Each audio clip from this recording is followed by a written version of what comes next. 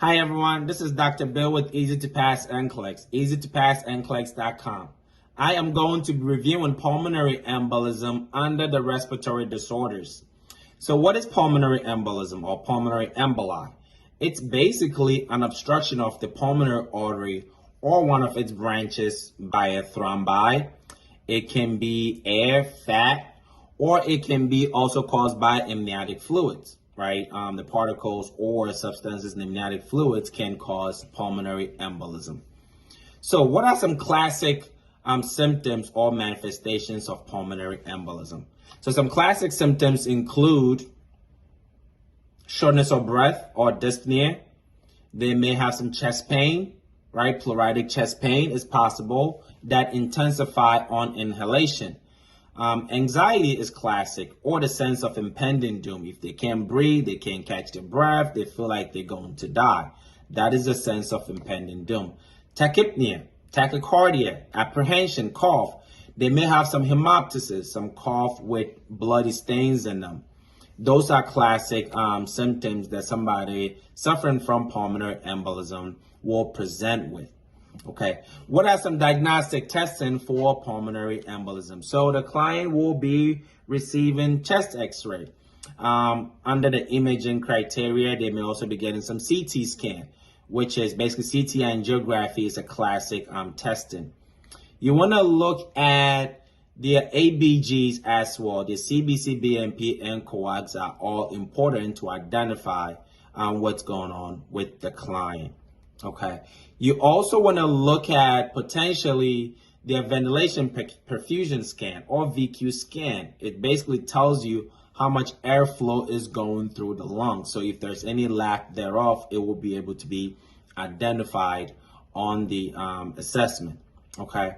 So now that we know these assessments, of course, you want to assess your pulse oximetry readings as well with the client's presentation. You don't want to just look at the numbers because numbers can sometimes miscue or misconstrue what the client is going through. So always look at what your client is going through. So what are some nursing interventions? Oxygenation is a good nursing intervention. Make sure you titrate oxygen to meet the client needs. You're going to anticipate the client getting some TPA to basically clot buster to dissolve the clot. They may be on some blood thinners such as heparin.